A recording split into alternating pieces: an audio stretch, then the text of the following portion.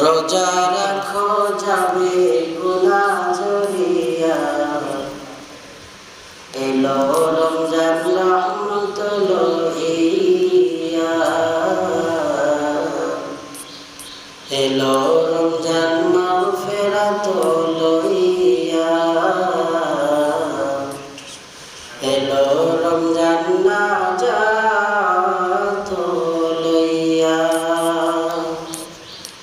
রমজানেরই রোজা রাখো, রমজানেরই রোজা রাখো যাবে গুনাহ ঝরিয়া, এলো রমজান রহমত লইয়া, এলো রমজান মাগফিরাত লইয়া, এলো রমজান নাজাত লইয়া। পবিত্র এই রমজান মাসে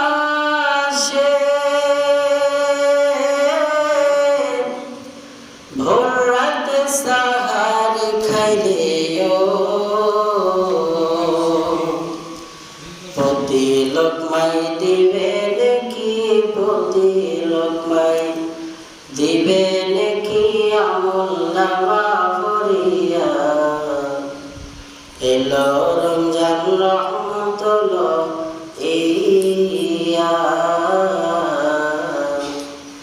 এলো রমজান নাজাত লইয়া।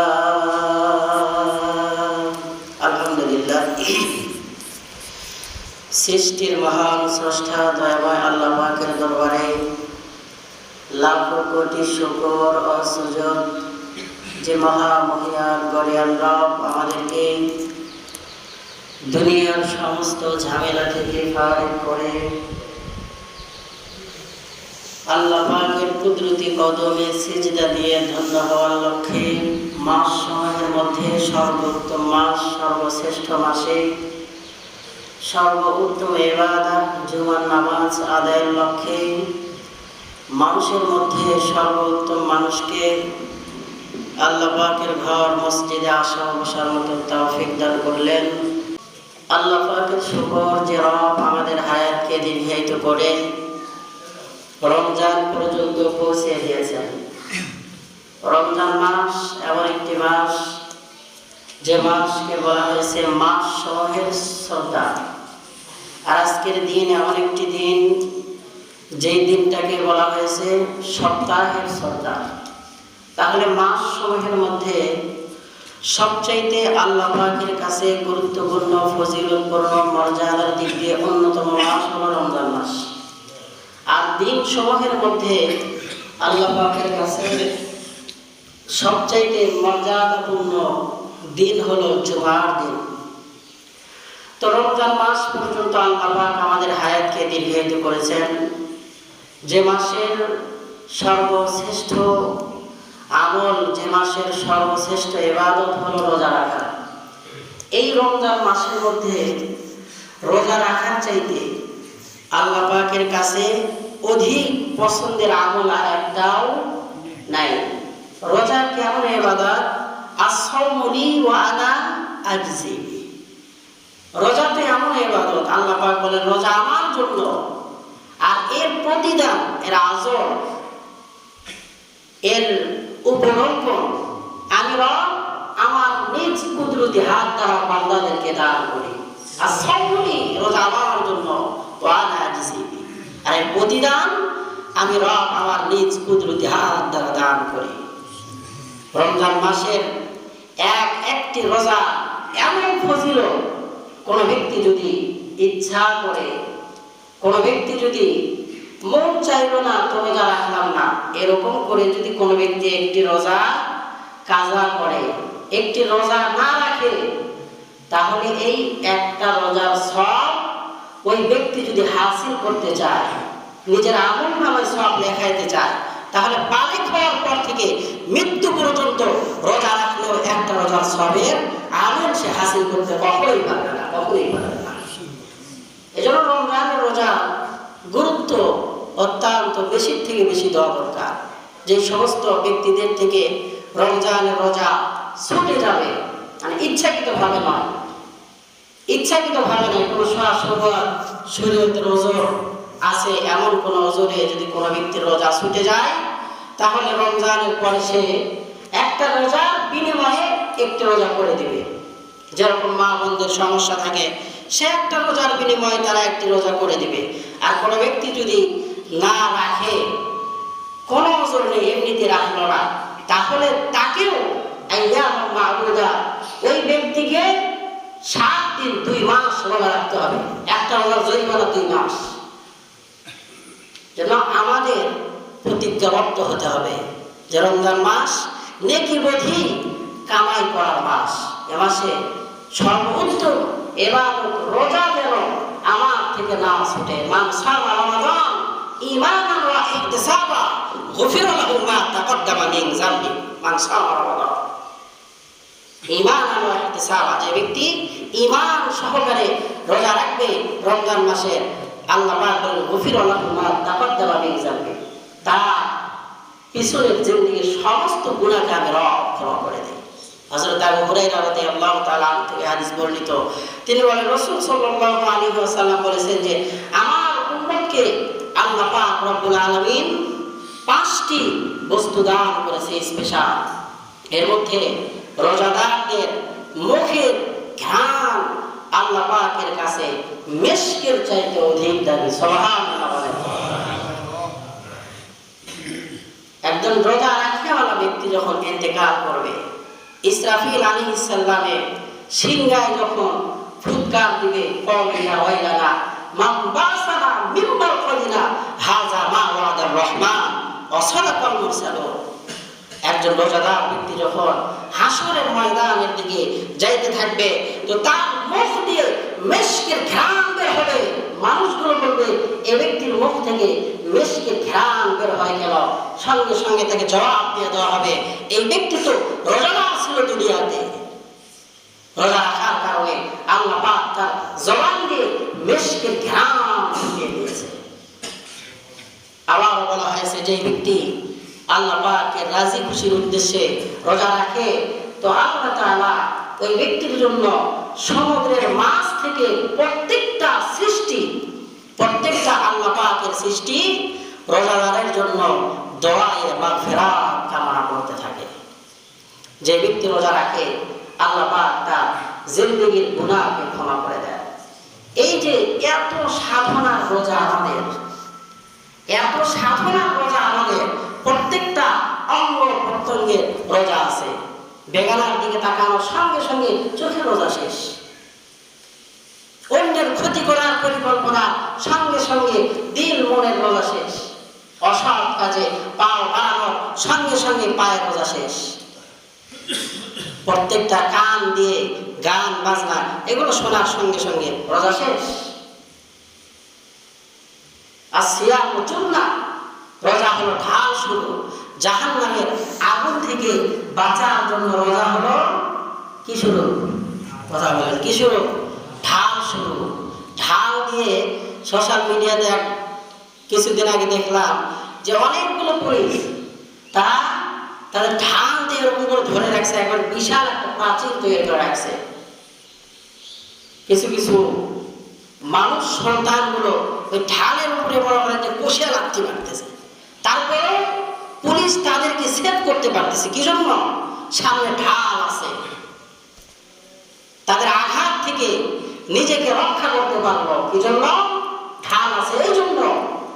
আর সিয়ামু জুন্নাহ, রোজা হলো জাহান্নামের আগুন থেকে বাঁচার জন্য ঢাল শুরু। জাহান্নামের আগুন আমার আপনার শরীরকে পোড়ানোর জন্য আসবে, তো রোজা সামনে দাঁড়িয়ে যাবে।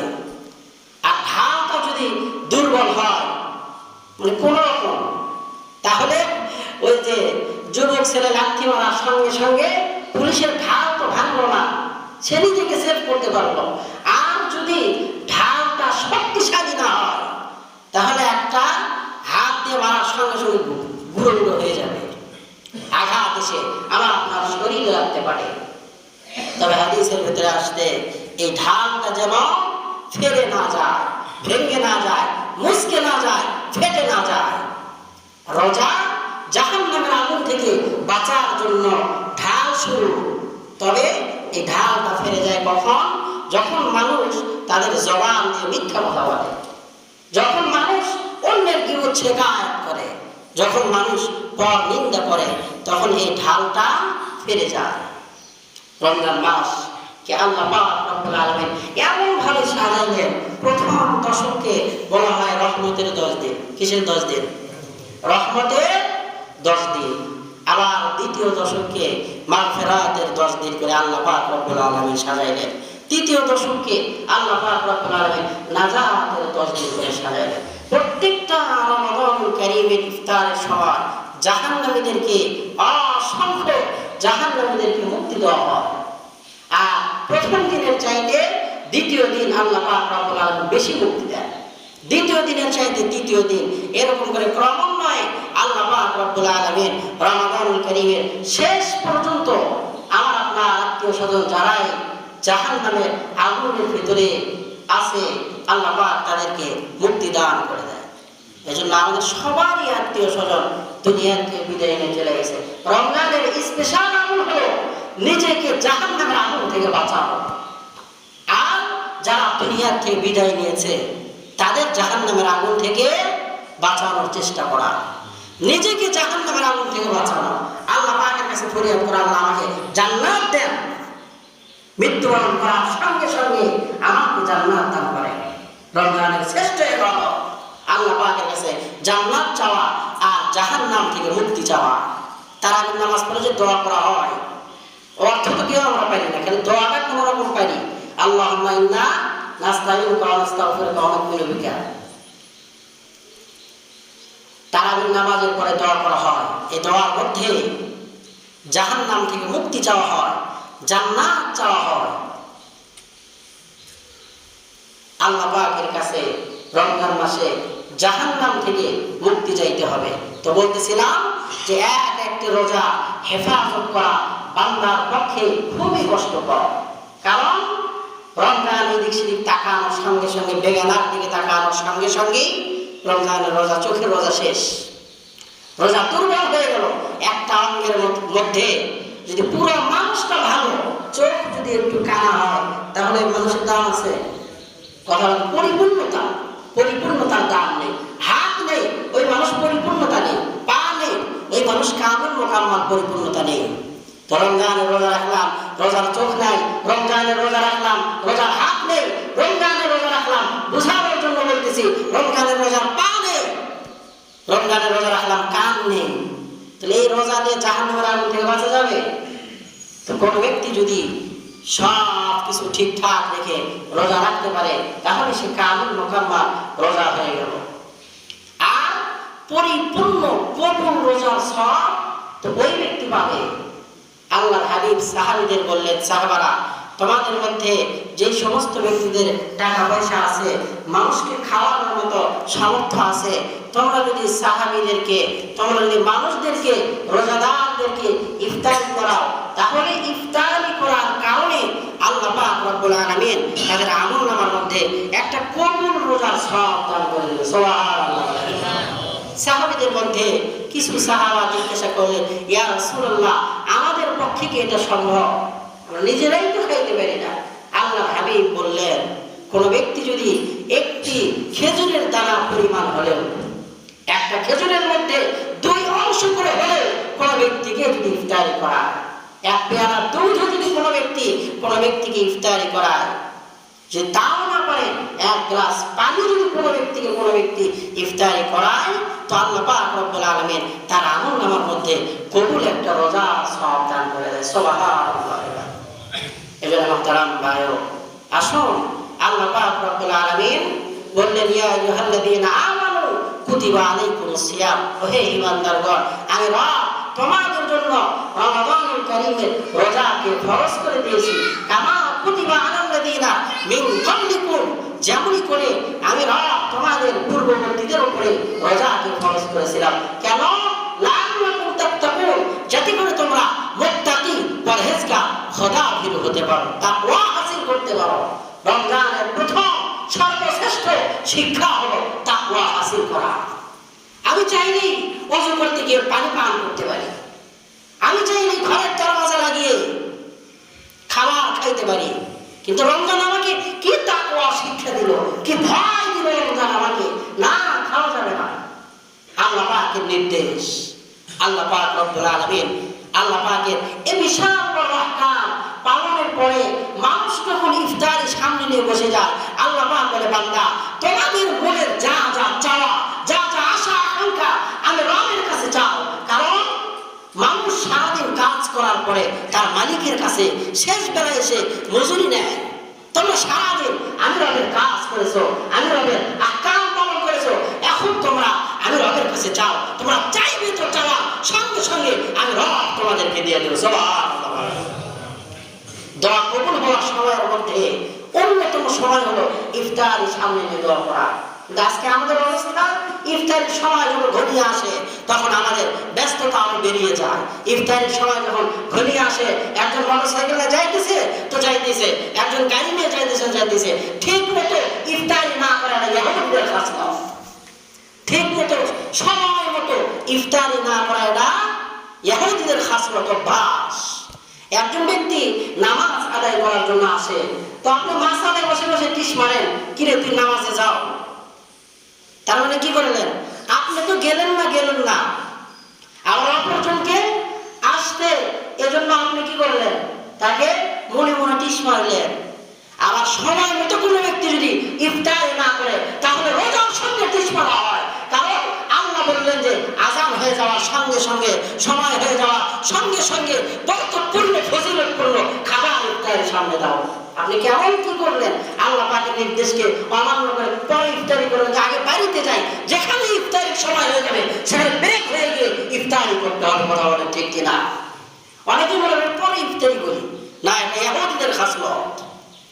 ইহুদিদের খাসলত সময় মতো ইফতারি করতে হবে। যেখানে আযান সেখানে ইফতারি, যেখানে আযান সেখানে বরকতপূর্ণ খাবার, যেখানে আযান সেখানে ফজিলতপূর্ণ খাবার।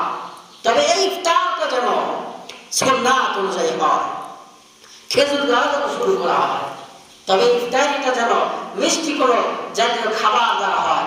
আল্লাহ পাকের হাবিব ইফতারি করতেন সর্বপ্রথম খেজুর দিয়ে ইফতারি করতেন। আর আমরা সর্বপ্রথম খালি খিচুড়ি নিয়ে পাগল, খালি খিচুড়ি নিয়ে পাগল, নাস্তা দিয়ে পাগল। অনেকে ইফতারিতে খেজুর দেয়। কিসের ইফতারি দিলেন আপনি? যে ইফতারিতে সুন্নতি খাবার নেই সেটা কিসের ইফতারি? খেজুর স্পেশাল ভাবে আপনারা সবাই ইফতারের সময় সর্বপ্রথম বিসমিল্লাহ বলে আল্লাহ আপনার রাজি খুশির উদ্দেশ্যে রোজা রেখেছি, আমার সমস্ত আশা তামান্নাগুলো আপনি কবুল করে নেন। রমজান মাসের মধ্যে সর্বোত্তম দোয়া কবুল হওয়া সময় হলো ইফতারের মুহূর্ত সময়। এই সময় আমরা একটু নিজেকে ফিরে রাখার চেষ্টা করা। চিল্লাচিল্লি মসজিদে ইফতারি দেওয়া হয়, বিভিন্ন আয়োজন করা হয়, সেখানে আরো দোয়া করার সময় পায় না মানুষ।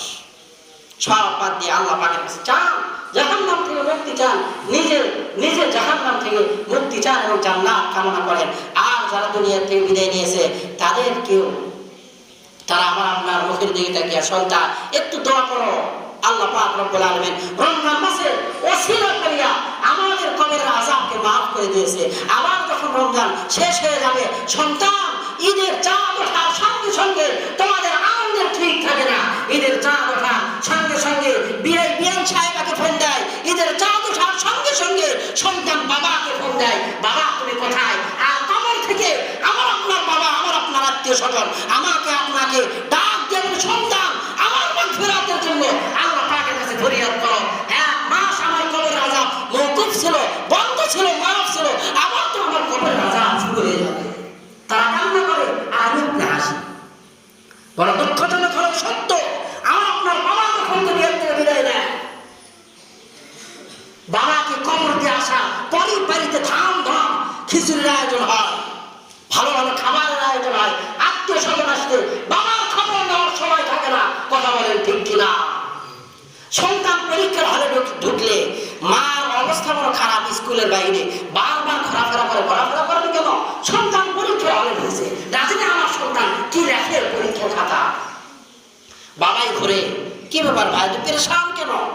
হুজুর সন্তান পরীক্ষার হলে ঢুকছে, পরীক্ষা দেওয়ার জন্য যখন যাই, বাবা মা জানলা দিয়ে বারবার তাকায়, দরজা দিয়ে বারবার তাকায়। এত পেরেশানি কেন আপনার যে আমার সন্তান কি করে, কি যেন লেখে। আমার আপনার আত্মীয় স্বজনকে কবর দিয়ে আসতে না আসতে বাড়িতে বিশাল আয়োজন। কিসের আয়োজন? আমার আপনার বাবা নাজাতের জন্য দোয়া দরুদ করা দরকার। ওই সময় অনেক জায়গা থেকে হুজুর মাটি দিয়ে এসে খান, না খাওয়ার চেষ্টা করি, খাওয়ানোর অনেক সময় আছে। কিসের ওই সময় খাওয়া? আপনার সন্তান, আপনার দায়িত্ব, আপনার বাবার কবরে এখনই মনকার নাকির আসবে, তাকে জিজ্ঞাসাবাদ করা হবে। আর আপনি খাওয়া দাওয়া নিয়ে ব্যস্ত, আত্মীয় স্বজনের আপ্যায়ন নিয়ে ব্যস্ত। আপনার বাবার অবস্থা খারাপ, আপনি কেমন সন্তান, কেমন আত্মীয় স্বজন যে আপনার বাবার খবর নিতে পারলেন না। আল্লাহ পাক রব্বুল আলামিন আমাদের সবাইকে দ্বীনের সহিহ কামের মোকাম্মল দান করুন। সকলেই বলে আমিন।